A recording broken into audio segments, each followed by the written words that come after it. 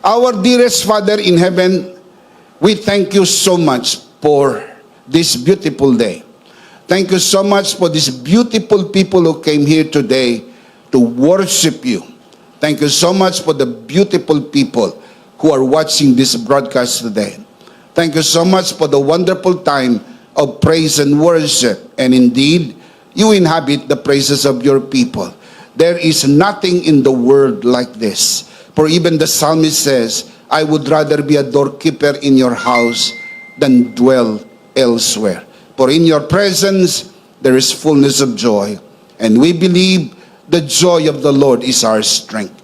We commit to you this time, even this learning time. And it is our heartfelt prayer that everything that will be said and done only for your glory and for the blessing of everyone. This we pray, Father, only in the name of your Son, our Lord and Savior, Jesus Christ, by the power of the Holy Spirit. And everybody would just simply say, Amen. Amen. Let's give the Lord a good clap of praise.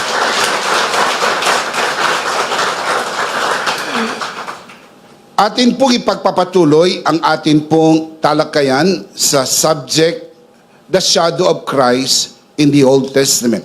And more particularly, our discussion on biblical typology.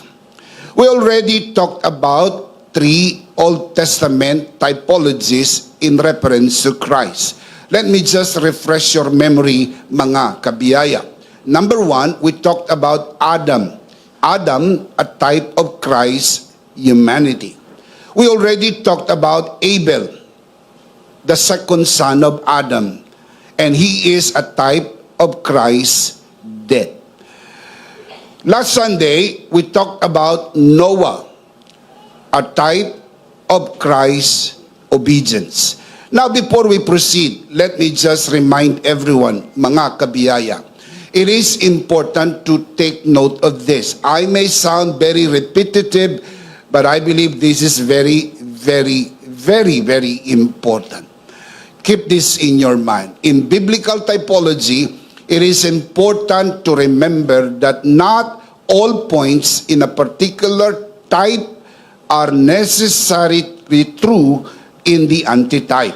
Ibig sabihin, hindi como si Adan, si Abel o si Noah ay type of Christ. Ibig sabihin na lahat ng totoo sa kanila ay totoo kay Kristo. Hindi po. Yun lamang nililinaw ng banal na kasulatan.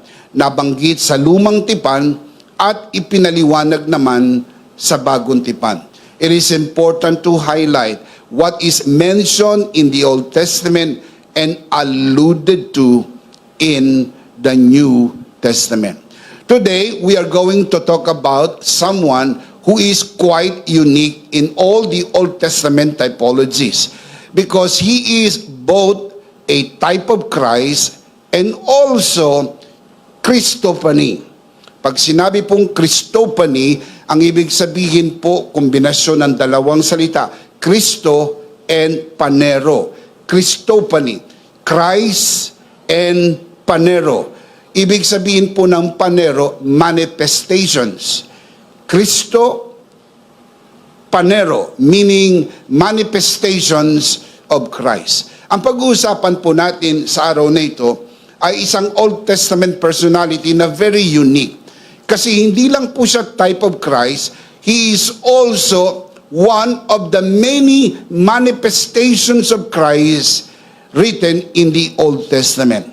I am talking about Melchizedek. We are going to talk about Melchizedek. The question is, who is Melchizedek? Melchizedek is a very important personality in the Bible, written in the Old Testament. You can only read Melchizedek in 3 books of the Bible, and he was only mentioned 11 times in the entirety of the scripture. He was mentioned in the book of Genesis once. He was also mentioned in the book of Psalm once. But interestingly to take note that he was mentioned 9 times in the book of Hebrews, meaning he was mentioned in the Old Testament and alluded to in the New Testament. That is why he is a type of Christ. But more than that, he is also Christ himself manifested in the Old Testament. Kaya ang tawag po dyan, Christophany. Christophany, the manifestation of Christ. Dahil alam nyo naman na si Kristo hindi po nagsimulang umiral nung ipinanganak nung unang Pasko. Bago po siya ipinanganak nung unang Pasko, nag-exist na po si Jesus. Remember what John said in John 1:1? In the beginning was the Word, and the Word was with God, and the Word was God. The Word there was referring to Christ. And then, John 1:14 says that the Word, referring to Christ, became flesh and dwelt among us. We beheld His glory, the glory of the only begotten of the Father, full of grace and truth. Sa makatwid, si Kristo po ay hindi po nagsimulang umiral nung unang Pasko. Bago pa po nagkaroon ng unang Pasko, umiiral na po si Kristo. Kaya pag sinabi nating Christophany, ito po yung pag-iral ni Kristo at pagpapakita ni Kristo bago po siya nagkatawang tao. Pre-incarnate appearances of Jesus Christ as mentioned in the Old Testament and alluded to in the New Testament. Now, let's look at the scripture. Genesis chapter 14, verse 18. Then Melchizedek, king of Salem, brought out bread and wine. He was the priest of God Most High. Ito po ang first mention ng pangalang Melchizedek written in the Old Testament. The word Melchizedek is a very important word. It is a combination of words. Melchi, meaning king. Sedek, meaning righteousness. Put that together, king of righteousness, Melchizedek. Not only he is king of righteousness, but the book of Genesis mentioned that he also is a king of Salem. Yung word po na Salem, mga kapatid, ay derivative word ng word na shalom, which means peace. Salem. Also, that is an old word of Jerusalem. Salem, king of Salem. Put that all together, Melchizedek, king of righteousness and peace. Na bakit po mahalaga na i-highlight natin? Dahil ang ating Panginoon Kristo ay hari, siya rin po ay katuwiran, siya rin po ay kapayapaan. Sa makatid, nililinaw po yung na-mention sa Old Testament, alluded to in the New Testament. Christ is a king. As even Jesus' own admission, John chapter 18, verse 37. You are a king, then said Pilate. Jesus answered, you are right in saying, I am a king. Mismo, si Jesus ang nagsabi patungkol sa kanyang sarili. Ang sabi niya, ako ay hari. I am a king. Si Jesus ay hindi lang po hari. Siya po'y hari ng mga hari at Panginoon ng mga Panginoon as mentioned in the book of Revelation 19 verse 16. He is called King of Kings and Lord of Lords. 1 Corinthians chapter 1 verse 30. Hindi lang po siya hari, siya po ay katuwiran. In fact, siya mismo ang ating katuwiran. The Apostle Paul writes, it is because of him that you are in Christ Jesus, who, referring to Christ Jesus, has become for us wisdom from God, that is our righteousness, holiness, and redemption. So siya po'y hari, siya po'y katuwiran. Siya rin po ang ating kapayapaan.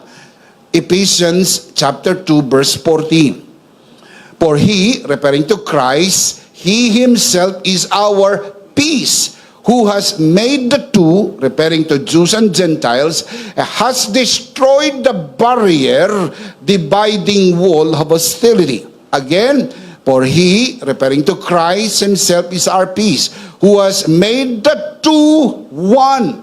So nagkaroon na po ng pagkakaisa ang Hudyo at Griego o Hintil sa iisang katawan, sa katawan ni Kristo, na si Kristo naman ang ulo ng katawan. Sa makatwid, siya po ang ating kapayapaan. Nagkaroon ng kapayapaan sa atin at sa Diyos.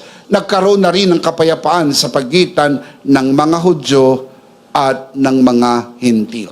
Interesting, Melchizedek is Jesus Christ. Melchi, king, Sedek, righteousness, and then Salem, peace. Put that all together, Melchizedek, king of righteousness and peace.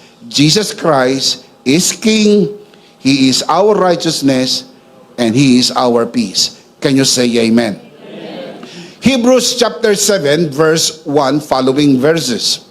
This Melchizedek was king of Salem, and priest of God Most High. Now, stop right there.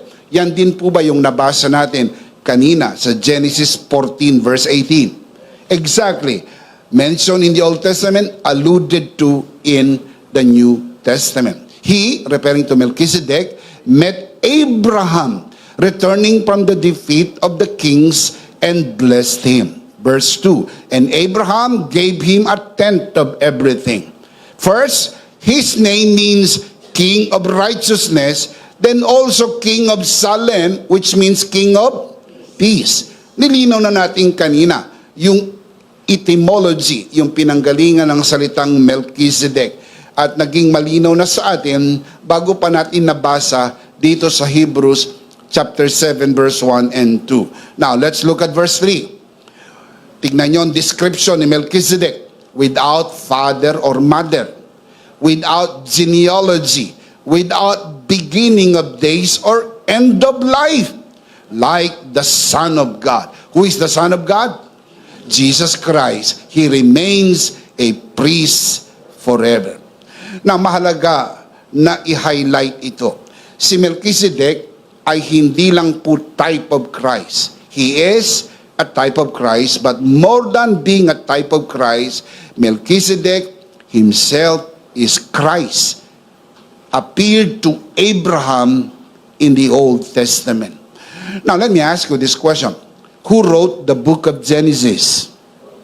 Very good. Moses wrote the book of Genesis. Now, let's look at what Jesus said in relation to that. John chapter 5, verse 46. Jesus said, he was talking to the Jews, if you believe Moses, you would believe me. And tell me why. For he wrote about me.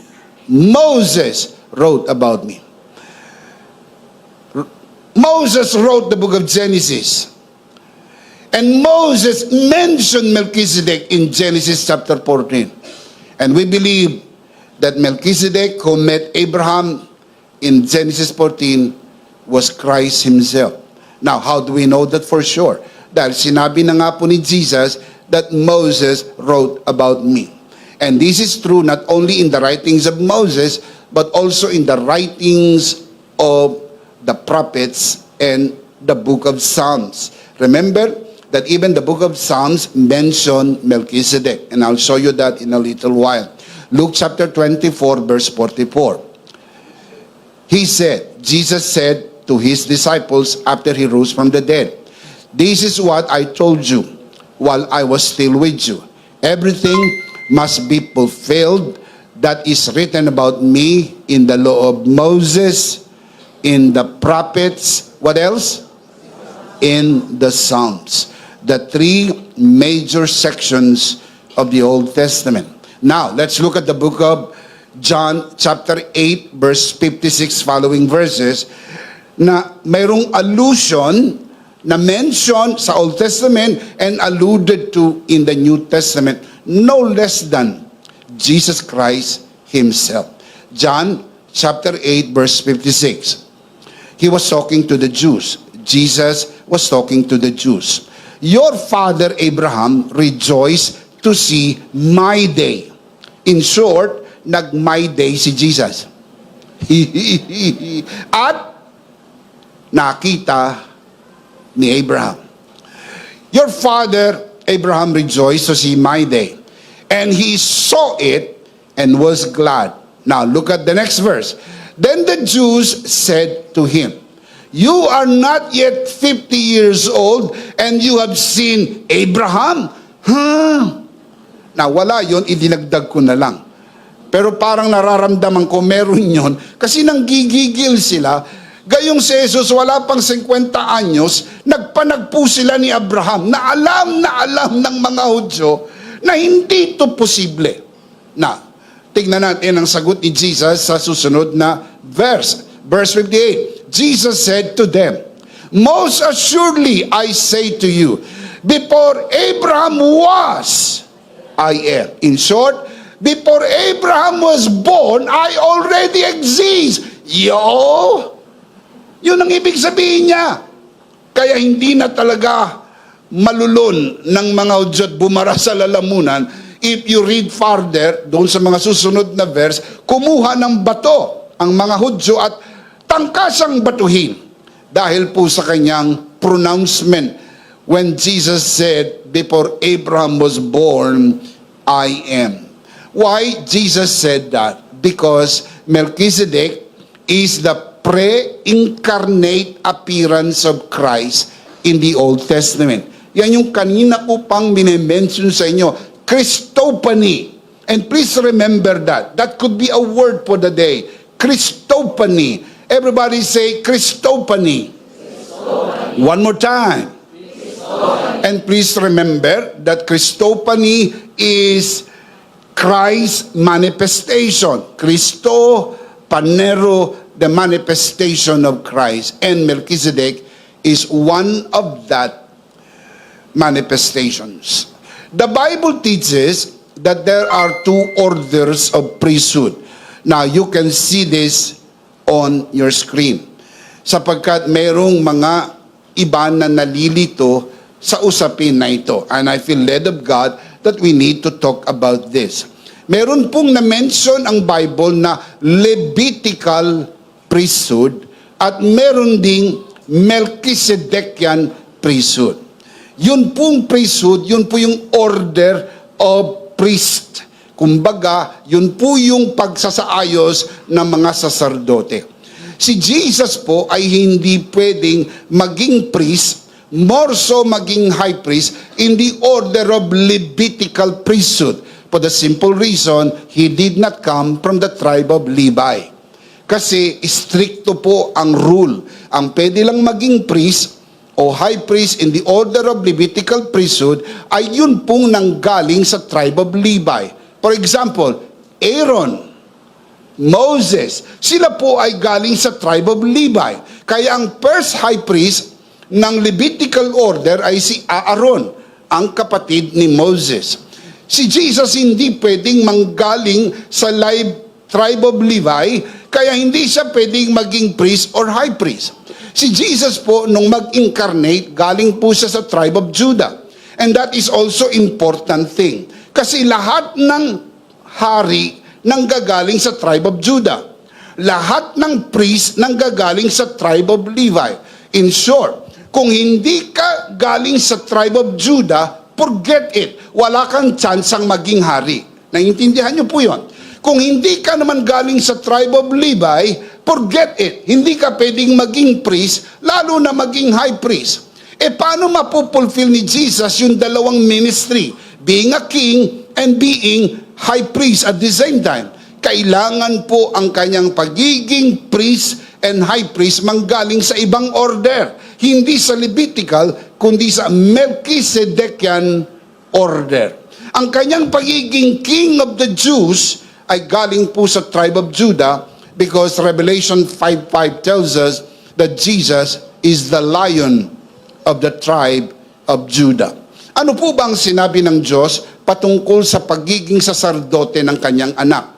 Psalms 110 verse 4. The Lord has sworn, the Lord referring to the Father, God the Father, the Lord has sworn and will not relent, meaning will not change His mind. This is a permanent swear. The Lord has sworn and will not change his mind. You are a priest forever according to the order of Melchizedek. Sino yung tinutukoy niyang you are a priest? The Father was referring to his Son. How do we know that, Bishop? And that is important to look at the New Testament. Inalud ba yan ng New Testament? Now, I'll show you the verse. Hebrews chapter 5, verse 8. Though he was a son, yet he learned obedience by the things which he suffered, referring to the finished work of Christ. And having been perfected, he became the author of eternal salvation to all who obey him. Now, look at verse 10. Called by God. Yung binasa natin kanina. Anong verse po yung binasa natin kanina? Psalms 110 verse 4. Called by God as high priest according to the order of Melchizedek. Sa makatwid, yung sinabi ng Father doon sa Psalms 110 verse 4 is alluded to in Hebrews chapter 5 verse 10. Now, let's go to the next chapter. Hebrews chapter 6 verse 19. We have this hope as an anchor for the soul, firm and secure. It enters the inner sanctuary behind the curtain. Meron pong earthly sanctuary. Dito po nagmi-minister ang high priest and priest according to Levitical priesthood. Pero meron din pong heavenly sanctuary. Dito po nagmi-minister ang Melchizedek. Yun pong high priest Melchizedek or in the order of Melchizedek. Now, look at the next line. It enters the inner sanctuary behind the curtain, where Jesus, who went before us, has entered on our behalf. Now, dito po sa earthly sanctuary, sa Levitical order, ang pwede lang pumasok sa inner sanctuary, referring to the most holy place, where the Ark of the Covenant was. Walang pwedeng pumasok except high priest once a year. In the heavenly sanctuary, no one can enter that except the high priest. And Jesus, being the high priest in the order of Melchizedek, has entered the innermost part of the sanctuary on our behalf. Ibig sabihin, hindi po siya pumasok mag-isa. Nang siya'y pumasok, isinama tayo ng Panginoong Jesus sa pagpasok in the most holy place. How was that? Paano tayo nakapasok sa presensya ng Diyos? Sapagkat sa pamagitan ng tinapos na gawa ni Kristo, tayo'y ginawang banal, perpekto, kaya nakakapasok na tayo sa presensya ng Diyos. Shout amen! He, referring to Christ, has become a high priest forever. In what order? Please tell me. In the order of Melchizedek. Diyan po galing ang pagiging high priest ni Jesus in the order of Melchizedek. Therefore, Melchizedek is a type of Christ in the aspect of his kingly and priestly ministry.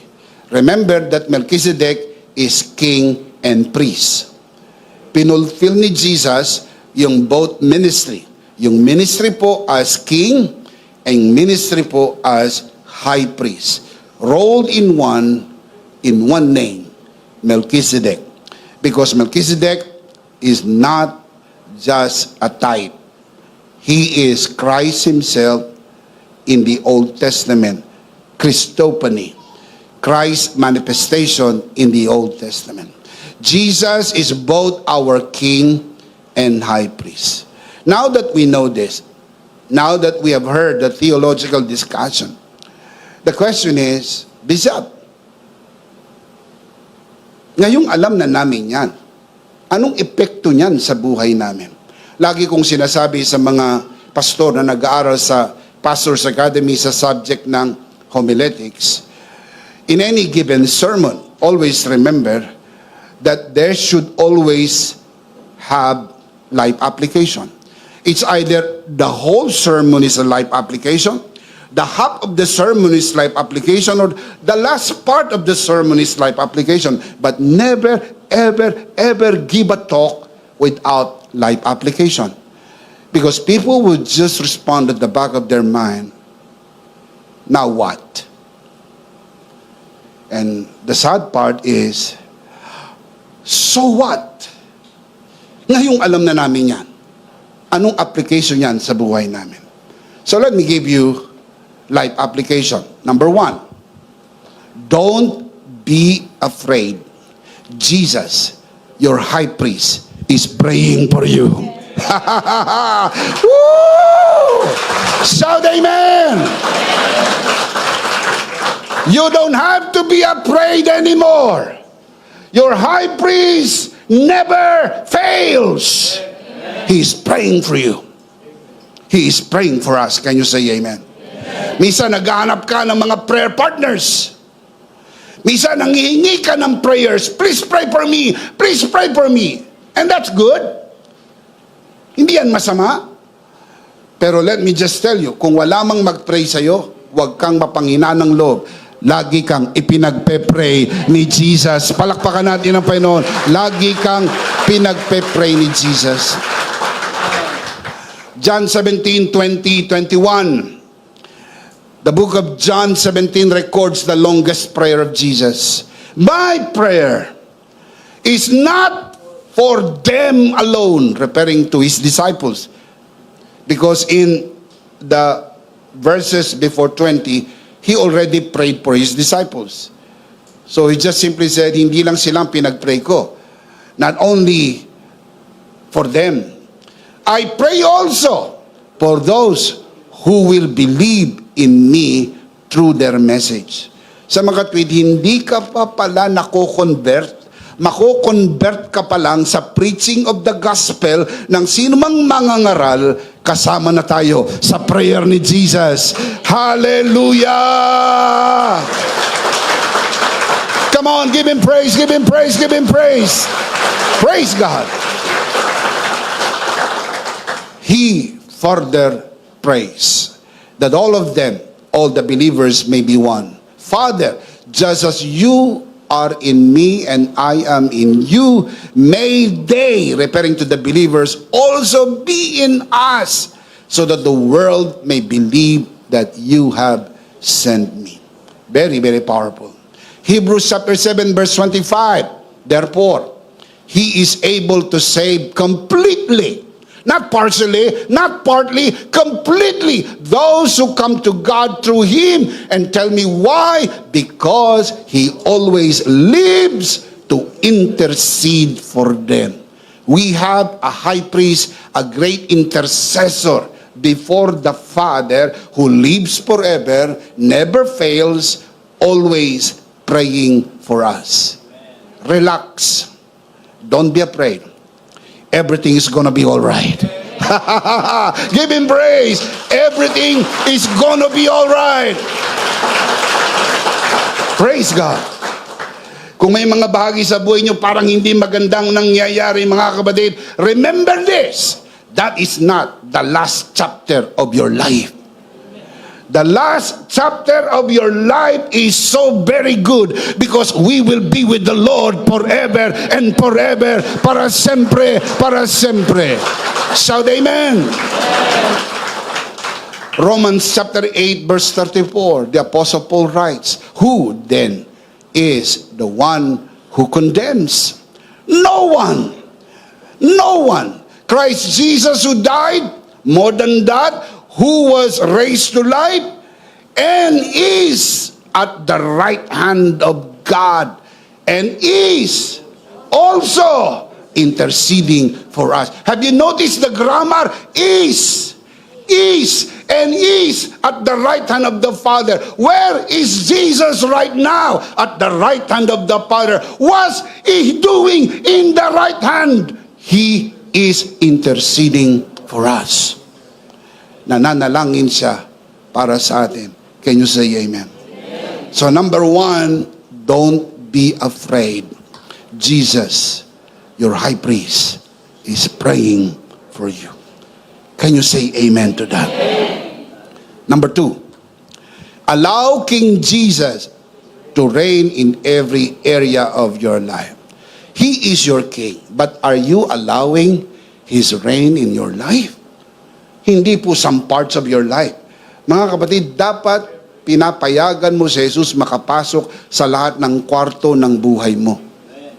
Hindi yung sasabihin mo, Lord, dyan ka lang, dito off limit ka. Huwag ka pumasok. Lord, huwag mong pakialaman yung computer ko. Lord, huwag mong tignan yung aking cellphone. Ha? Wala kang right na binigay sa Kanya para pumasok sa mga private aspect ng life mo. No. Kung hindi po niya makuha ang karapatan na makialam sa lahat ng aspeto ng ating buhay, then He is not your king. Because if He is your king, then He is king at all. Because if He is not king at all, then He is not king at all. Very important. Let me show you. Proverbs chapter 3, verse 5 to 6. Trust in the Lord with all your heart. How much of your heart? Come on, look at the verse now. Everybody, look up here. Trust in the Lord with all your heart. How much of your heart? All your heart. Lean not on your own understanding. In all your ways. How many of your ways? How much of your heart? All your heart, all your ways. Acknowledge Him, and He will make your paths straight. What are the different areas of our life? Let me show you. Spiritual, physical, emotional, relational, professional, financial, recreational. Now, ito bang mga nabanggit ay binigyan mo si Jesus ng karapatang makialam sa buhay mo? Kasi kung siya ang hari, meron po siyang right in every aspect of your life. Seriously, pinag-pray mo ba, Lord, ito po bang tao na ito ang talagang itinakda mo para sa akin? Tatapatin kita, Lord, hindi ko kursunada to. Pero kung siya naman talaga ang ibinigay mo, at nakikita mo ang future ko magiging maganda sa Kanya, let your will be done. Pero, inuulit ko lang, Lord, wala na bang iba? Now, you can be honest before God. Now, you may not be able to say that in front of your parents or anyone else. But believe me, you can be as honest as you can be before God. After all, kahit di mo pa nga sinasabi, alam niya na ang laman ng puso mo. So you might as well say it, Lord, this is just from my heart. Kurso. Lord, ito bang kurso na ito ang gusto mo para sa akin? O dahil ito lang yung kursong madali dahil walang board exam? Now, I'm not saying ikaw ang tinutukoy, wala akong tinutukoy. Sinasabi ko lang it's a general statement. Or, ito yung kurso na nabalitaan ko malaki ang kita sa abroad. Lahat gusto mag-nurse dahil sabi nila malaki ang kita ng nurse. Takot ka naman sa dugo. Paano ka maging nurse kung takot ka sa dugo? Paano ka maging nurse kung hindi natural na matulungin ka? May nada pa, binibilangan mo pa, 1, 2. Ang naisip ko, yung mga natural na nurse, pag may nada pa, tatakbo agad para itayo. Paano kung ikaw ay nasa ospital at ang pasyente nahulog sa kama? Bibilangan mo 1, 2. Out! Or natural heart of care. Mga kapatid, we can say a lot of things in this area. Pero ang naiisip nyo lang, He is king over my spiritual life. Not only over your spiritual life. He is king over all your life. Palakpakan natin ang Panginoon. Praise God, praise God, praise God. Paging sa iyong pananalapi, Lord, pakialaman mo na lahat, wag lang ang pera ko. Now, sabi sa Bible, for where your treasure is, there your heart will be also. May pakialam po ba ang Diyos sa pera natin? Meron. Siya ang nagbigay ng pera sa iyo. Paano hindi siya makikialam? Kaya ka nakapagtrabaho dahil binigyan ka ng lakas makapagtrabaho. Paano kung isang araw di ka makagalaw? Alam nyo naman, no work, no pay. Kaya ka nakapagtrabaho sapagkat malakas ka, nagising ka, matino ka. Paano kung nagising ka? Sino ako? Oh. Humarap ka sa asawa mo, sino ka? Ba't ako nandito? Crispin! Basilio! Ah, ikaw pala si Sisa. Paano ka na makakapagtrabaho? Wala na. Kasi kapag nagising ka, matino isip mo, malakas ka, nakakalakad ka, nakakabiyahe ka, nakakapunta ka sa opisina, lahat yan ay grasya ng Panginoon. Mabuti ang Diyos. Come on, shout amen. Malakas sa palakpak para sa Lord. Woo! Praise God. Number 3, I'll close with this. Let the finished work of Christ be the basis of your blessing and giving. Pag naintindihan mo na yung finished work of Christ, yun ang basihan ng pagpapala at saka pagbibigay mo. Yung pagbibigay mo, kailangan may pagbabasihan. Hindi yung basta lang makapagbigay. There should be a right basis. I'll show you. Genesis 14:18 following verses. Dito po nanggaling ang storya na binasa natin kanina kay Melchizedek. Then Melchizedek, king of Salem, brought out bread and wine. I want you to underscore that because that is the symbol of the finished work of Christ. Yun pong bread, the broken body, yung pong wine, the blood of Jesus, and that captures the picture of the finished work of Christ on the cross. He was priest of God Most High, referring to Melchizedek.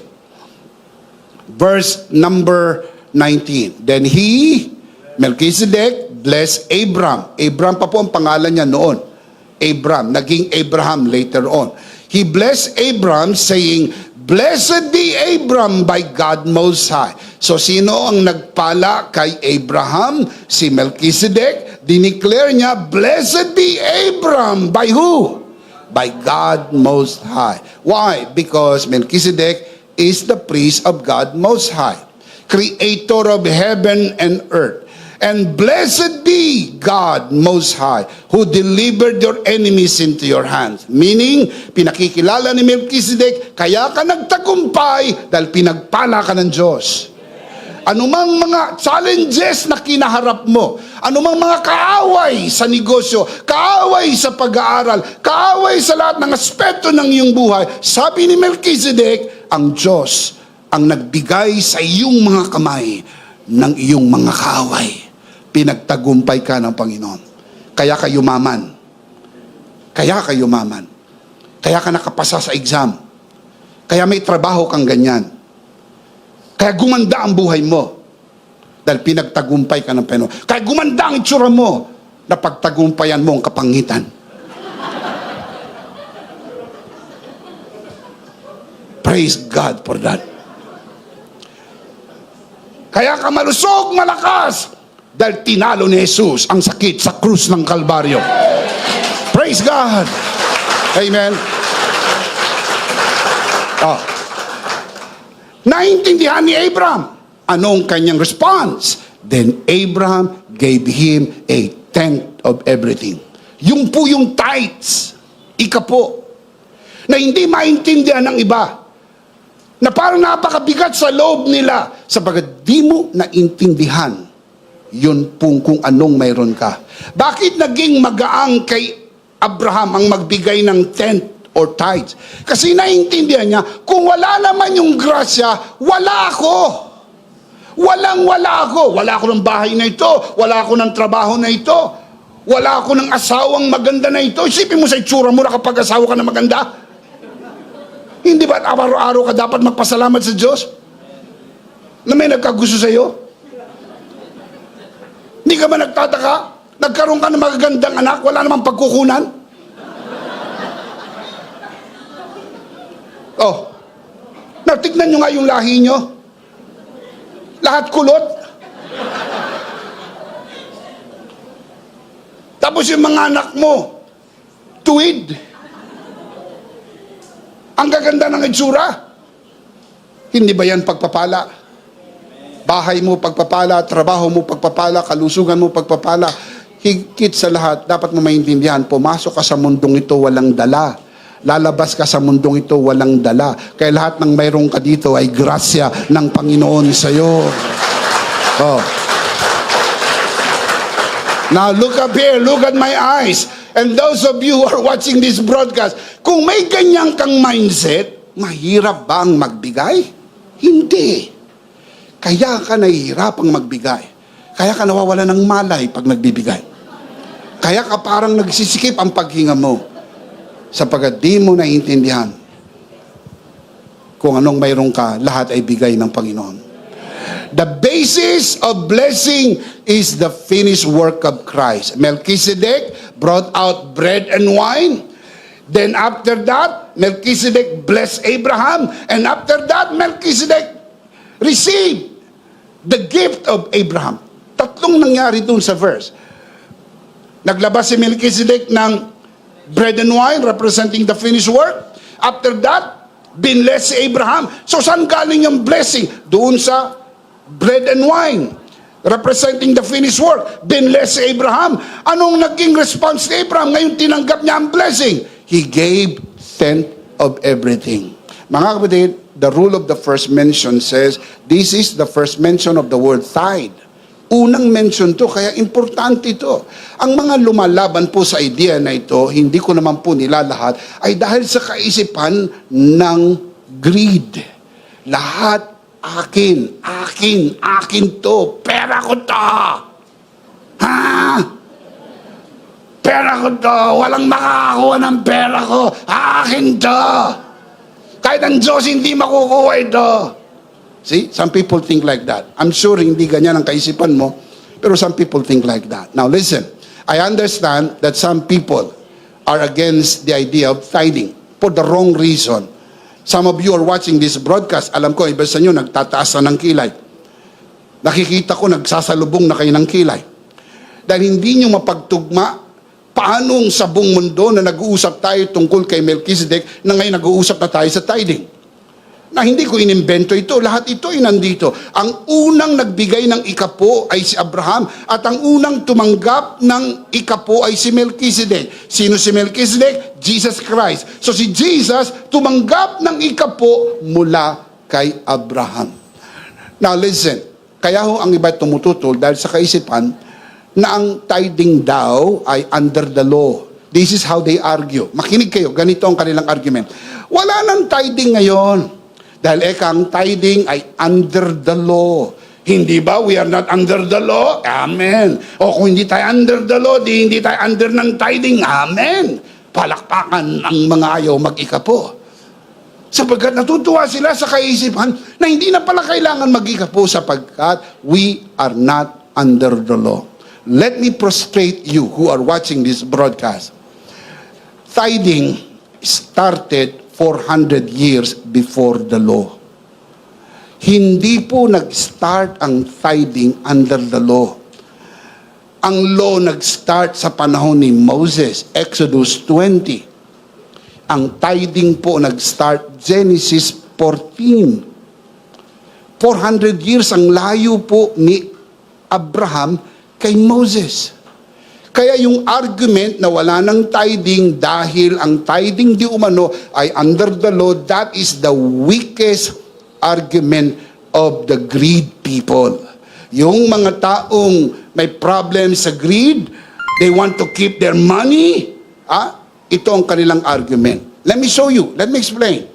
There are two types of tithing. You can see this on your screen. Ang Bible nagme-mention, meron pong tinatawag po sa Bible na Melchizedek tithing, yun po yung binasa natin kanina sa Genesis 14 verse 20, in the time of Abraham. Meron din pong Levitical tithing na na-mention sa Leviticus 27:30 where the law says the tithe of everything belongs to the Lord. Yun po yung pinipreach ng mga pastor. Lahat ng ikapo ng lahat ng mayroong kayo ay sa Lord. Sa Lord yan. Pag hindi nyo binigay sa Lord yan, nagnanakaw kayo. Ang kanilang paboritong Malakay chapter 3 verse 10. Dadalawin kayo ng sumpa, mga magnanakaw. Puno na ang sa loob. Dapat na kayong kalusin. Yun pong naririnig nating sermon.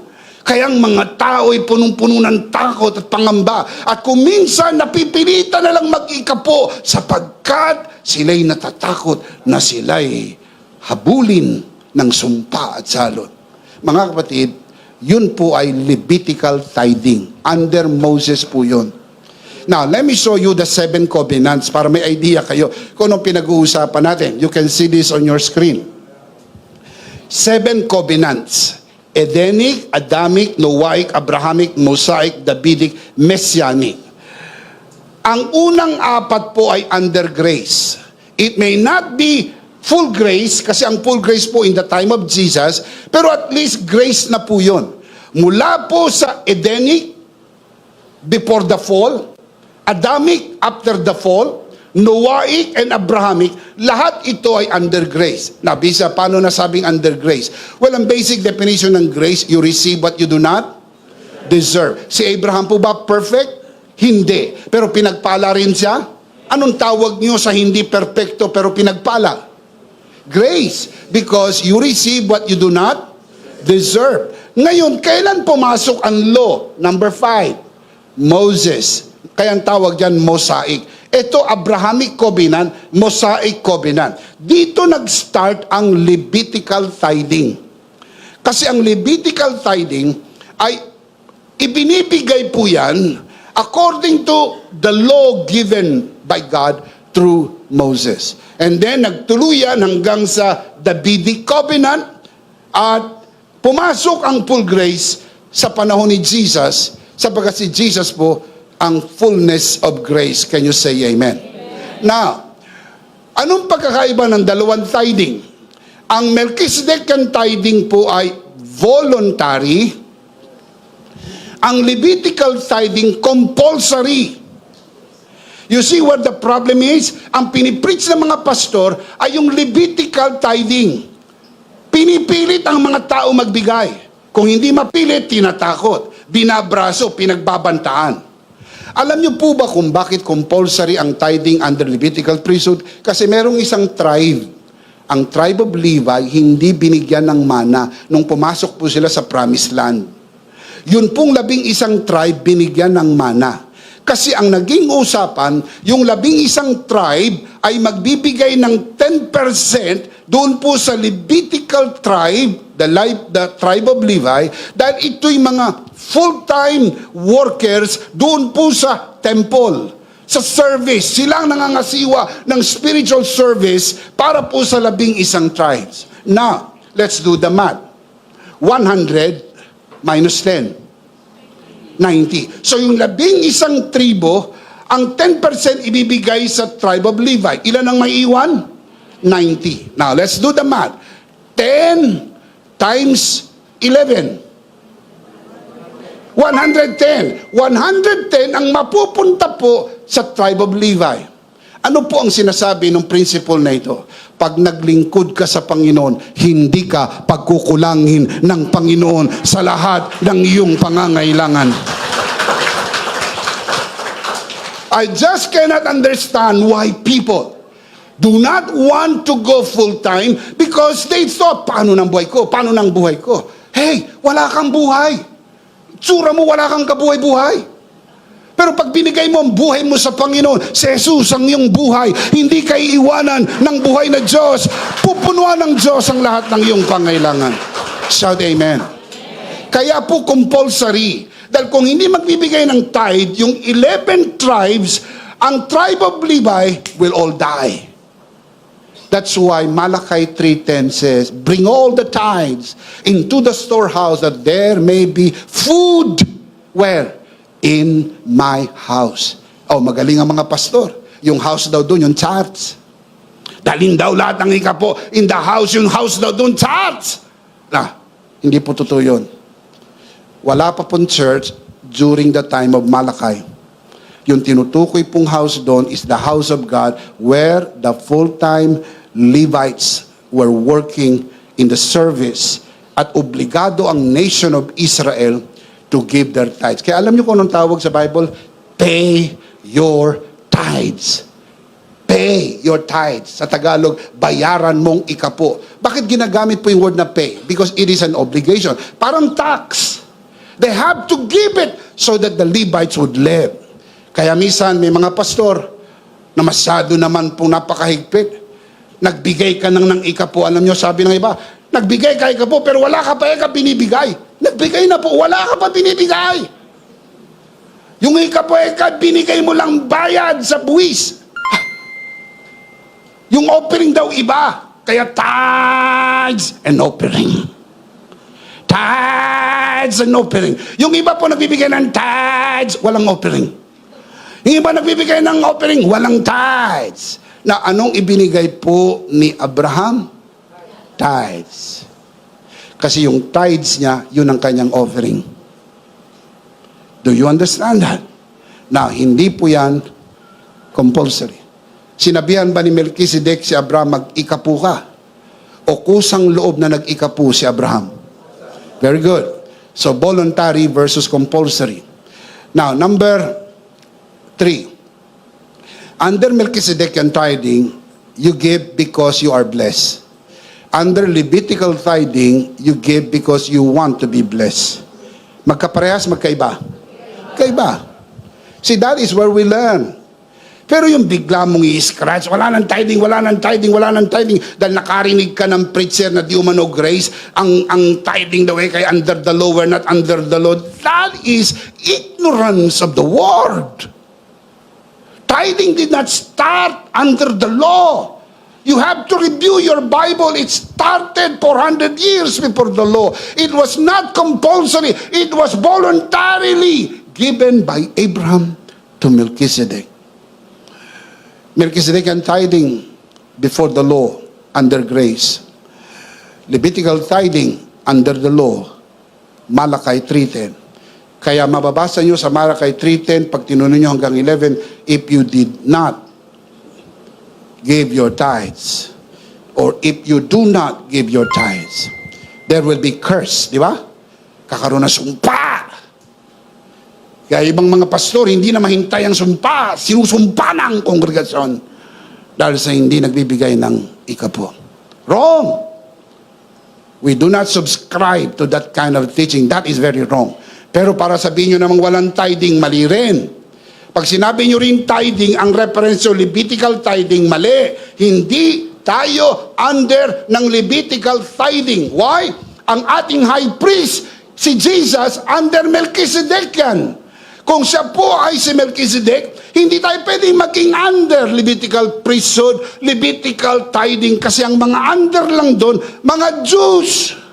That's where you divide. Rightly dividing, you divide. Iba ang Hudyo, iba ang Hintil, iba ang church, iba ang Israel, iba po ang Melchizedekian, iba po ang Levitical. Do you understand that? Next question. Does Melchizedek still receive tithes today? Alam natin nung Genesis 14 hanggang 20, nag-receive siya ng tithes. Ni-receive niya yung tithes ni Abraham. Pero Bishop, ngayon pa tumatanggap pa rin si Melchizedek ng tithes? Sino po si Melchizedek? Si Jesus Christ. Does Jesus still receive tithes today? I believe so. I'll show you the verse. Hebrews chapter 7, verse 8. Here, referring on earth. Here, mortal men, referring to Levitical priests. Here, mortal men receive tithes. Receive tithes. Present tense. By the time na sinusulat ito. Kasi isinulat po ang Book of Hebrews sa pagitan po ng 64 hanggang 69 AD. Pero pagdating ng 70 AD, na-destroy na ang temple. Kaya wala na pong offering ng tithes kasi wala na pong temple noong 70 AD. Pero Hebrews was written before the destruction of the temple, 70 AD. Kaya yung nagsulat nito, ang sabi niya, here on earth, mortal men receive tithes. But there, referring to the heavenly sanctuary, there in heaven, he, referring to Melchizedek, receives, present tense, receives, present tense, right now, receives them, referring to tithes, of whom it is witness that he lives. Mga kapatid, buhay si Melchizedek, tumatanggap pa rin po siya ng tithes. Pero katulad ni Abraham, voluntary mo lang ibigay. Kung ayaw mo, wag mo. Ha? Do you understand that? That's very easy. Kung ayaw mo, wag mo. Pero kung gusto mo, pwede. Kasi tumatanggap pa rin siya. Ngayon, tinanggap niya yung kay Abraham. Pag nag-offer tayo ng tithes natin, tinatanggap pa rin niya ang ating offering. So the question is, what is the standard of giving under grace? Bishop, anong standard ng giving under grace? Are we under grace? Definitely, hindi pwede ang Levitical tithing. Inuulit ko, doon sa mga nanonood sa broadcast. Kapag ang church nyo at ang pastor nyo ay nagtuturo ng standard of giving under grace, ang ginagamit po ay Leviticus, ang ginagamit po ay Malachi, that is wrong. Hindi po tayo under ng ganyang standard ng giving. So Bishop, why? So hindi kasi tayo under the law. Anong basis natin? The generosity of the finished work of Christ. Kaya pag naintindihan mo yung generosity ng finished work of Christ, then it is now you can give with generosity. Mga kapatid, wala nagsabi kay Abraham ng 10%. It was just the generosity of his heart. Paano kung ang binigay niya 20%? Paano kung ang binigay niya 50%? Paano kung ang binigay niya 90%? It's up to him. Remember, walang law na nagsabi 10%. It's just free-willing. Kusang loob na binigay ni Abraham. No, 10%. Ano naman ang 10% kumpara sa 90% na iwan sa'yo? Grabe naman, 90 pang naiwan, 90. Hirap na hirap ka, dinudugo ka sa 10%. 90 ang nasa iyo. Let's do the math. Kung meron kang 1,000 piso, magkano kay Lord? Mahirap ba ibigay yung 100? Meron ka pang 900? O kung meron kang 10,000, 10,000, magkano kay Lord?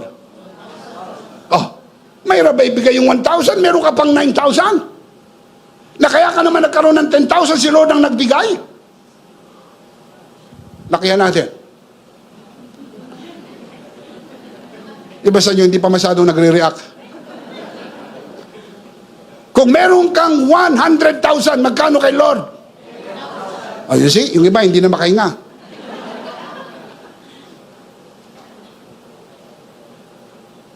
Hirap na hirap ka ibigay yung 10,000, gayong 90,000 ang ini-enjoy mo.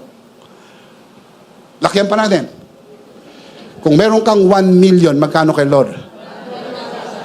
Ang iba sa inyong nanonood, nahimatay na. You see what's the problem? I'll tell you what's the problem. The problem is not about money. The problem is about your heart. Because what is 100,000 compared to what you have 900,000? See, ang giving po is just the mirror of the heart.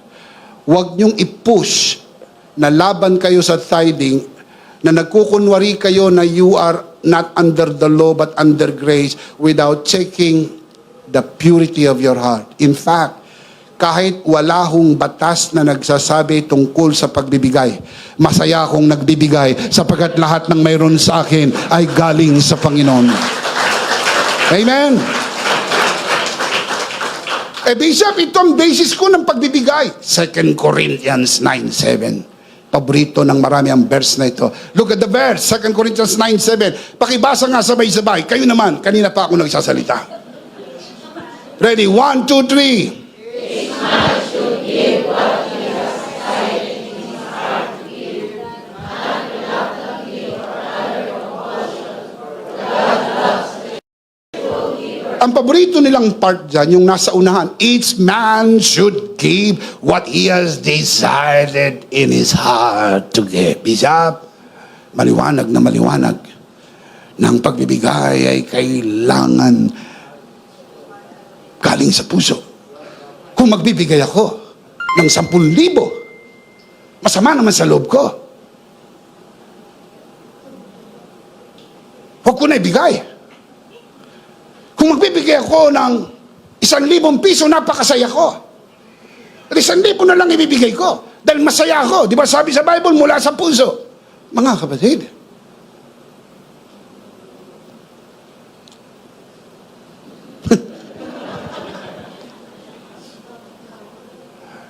listen, did you not know that before the Apostle Paul said this verse, he already laid to them the pattern of giving? The problem is when you get verse, your favorite verse, tapos you pull it out against all the verses that's already laid in the Bible. Now, tatanungin ko kayo, basic lang to. Ano nauna? 1 Corinthians o 2 Corinthians? Oh, mahina. Ano nauna? 1 Corinthians, 2 Corinthians?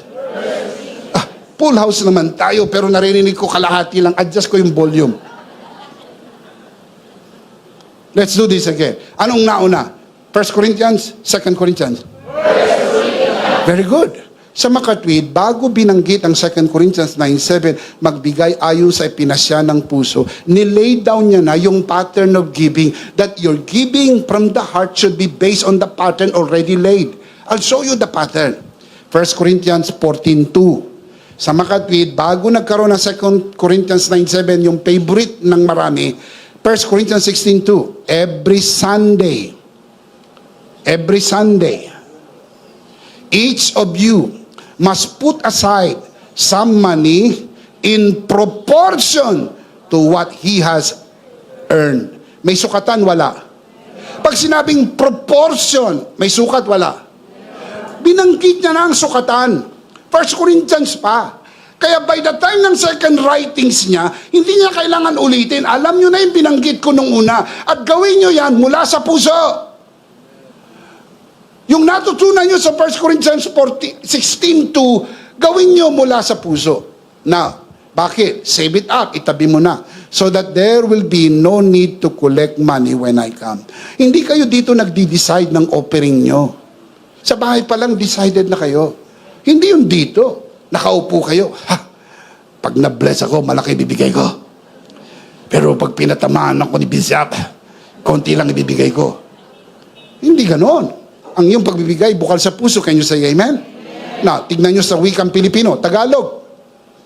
Bawat linggo, bawat isa sa inyo ay dapat maglaan ng pera ayon sa kanyang kinikita. May basihan? Wala.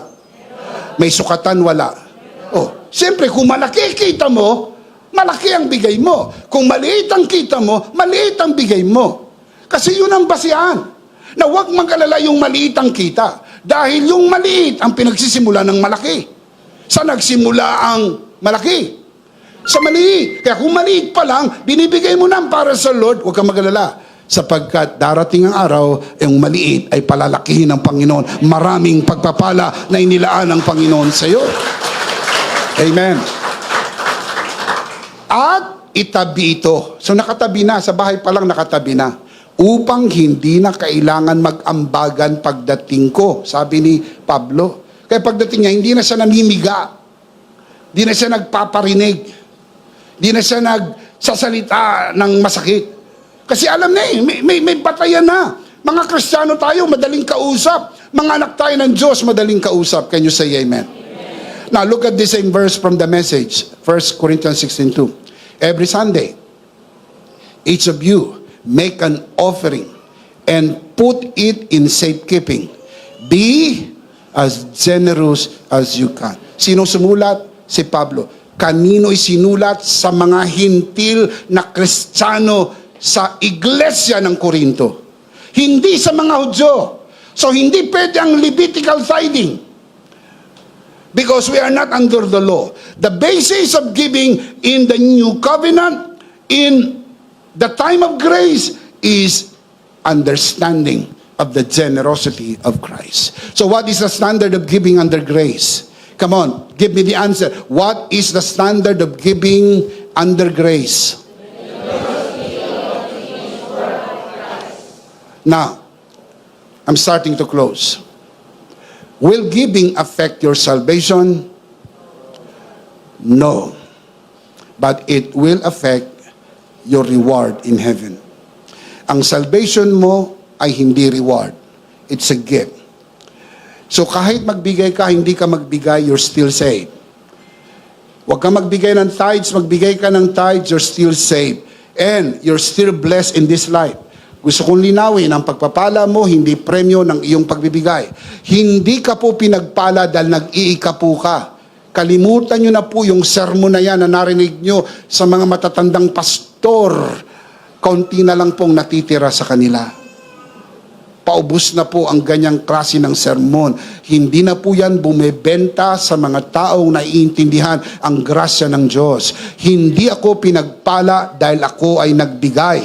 Ako ay nakapagbibigay dahil pinagpala na ako ng Diyos ng lahat ng pagpapala. Amen. Pero maapektuhan ba ang aking kaligtasan? Hindi. Pero maapektuhan ang iyong reward. I'll show you the verse. Luke 16:11. Look at the verse. And if you are untrustworthy. Ano Tagalog ng untrustworthy?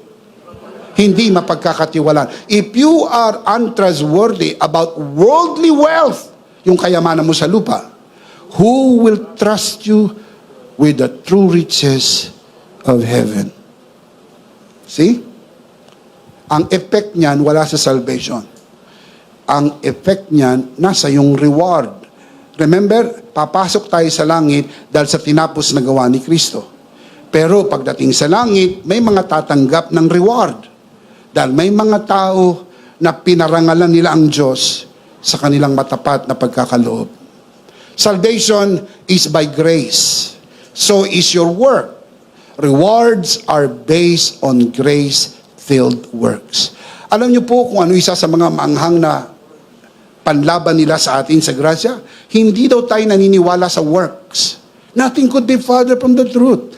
We believe in works. But we believe in a grace-filled work. Kasi kung wala ang grasya, wala kang magagawa. Ang work, hindi mo dinadagdag sa grasya. Yung grasya ang gumagawa sa iyo, kaya ka nakakagawa. Paul said, I work harder than all of them, yet not I, but the grace of God that is within me. Can you say amen? Let's see them again. Life application. You can see this on your screen. Basahin natin ng malakas, sabay-sabay. Ngayong naintindihan na natin na si Melchizedek ay king and priest of God. And he is the type of Jesus Christ in his kingly and priestly ministry. Ito ang application. Ready? Let's read them out loud. Number 1. Don't be afraid, Jesus, your high priest is praying for you. Number 2. Allow King Jesus to reign in every area of your life. Number 3. Let the finished work of Christ be the basis of your blessing and healing. Don't be afraid. Jesus, your high priest, is praying for you. Allow King Jesus to reign in every area of your life. Let the finished work of Christ be the basis of your blessing and giving. The big idea is, in Christ, I understand the scripture. Naintindihan natin na si Melchizedek ay type of Christ according to the scripture, and we understand the scripture because the scripture is all about Christ. Of course, we do not want to end the broadcast without giving you who are watching this broadcast the opportunity to receive Jesus today and be under the Melchizedekian priesthood of Christ and enjoy the protection of the prayer of our great high priest. If you want to receive Jesus and be saved, today is the day of salvation. Manalangin po tayo. Samahan po natin ang ating mga bisita sa broadcast at maging ang mga narito sa loob ng bulwagan na ito. Taas natin ang ating dalawang kamay, ipikit natin ang ating mata at tayo po'y manalangin ng pagtanggap. Samahan po natin ang ating mga bisita sa panalangin na ito. Panginoong Hesus, ako po'y makasalanan. Hindi ko po kayang iligtas ang aking sarili. Ako'y mapapahamak ng hiwalay sa iyo. Narinig ko po ang mabuting balita. Ako po'y naniniwala. Tinatanggap kita sa aking puso bilang aking Panginoon at aking tagapagligtas. Salamat po, pinatawad mo na ang aking mga kasalanan.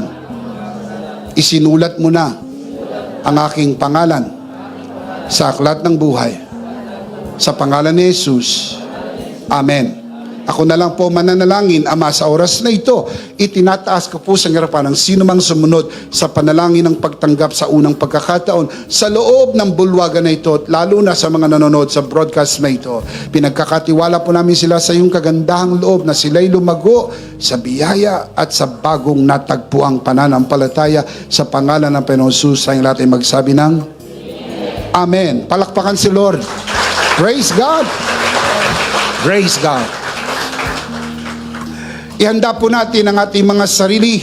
Tayo po'y darako sa gawain ng banal na komunyon.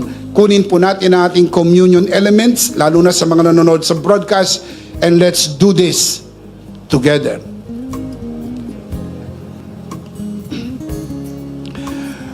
Let's do this together, mga kabiyaya. Hawak-hawak po natin ang pinakamakapangyarihang simbolo ng tinapos na gawa ni Kristo sa krus ng Kalbaryo. Ito ang aral na tinanggap ko sa Panginoon at ngayon naman ay binibigay ko sa inyo. Nang gabing siya'y pagkanulo, dumampot siya ng tinapay, kanyang pinagpira-piraso at kanyang sinabi, ito ang aking katawan na pinagpira-piraso dahil sa inyo. Gawin niyo to bilang pag-alaala sa akin. Sabay-sabay po natin gawin.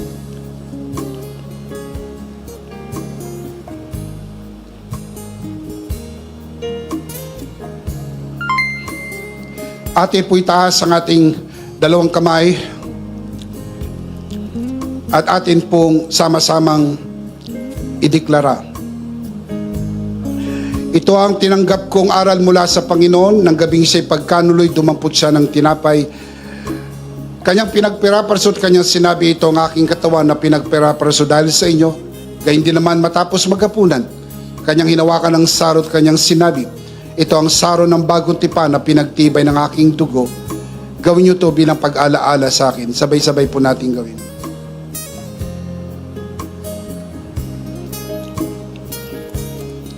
Nakataas po ang dalawang kamay at sumunod tayo sa panalangin na ito. Aming Ama, maraming salamat po sa aming Panginoong Jesucristo. Panginoong Jesucristo, maraming salamat po sa iyong katawan na nabugbog at nasugatan. Maraming salamat po sa iyong banal na dugo na iyong itinigis sa krus ng Kalbaryo.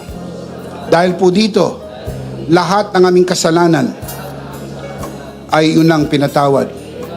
Salamat po sa iyong katawan na nabugbog at nasugatan. Dahil po dito, lahat ng aming sakit ay unang pinagaling. Gaya na nasusulat sa iyong mga sugat, ako'y magaling na. Ako'y naniniwala, ako'y magaling na. Aking dinideklara, ako'y magaling na.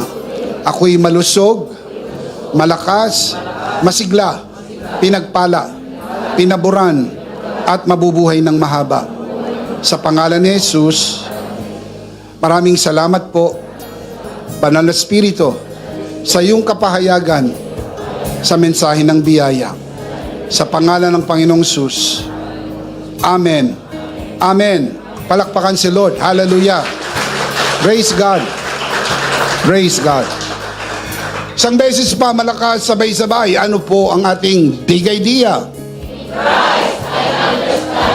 Are you in Christ? You understand the Scripture. Last of all,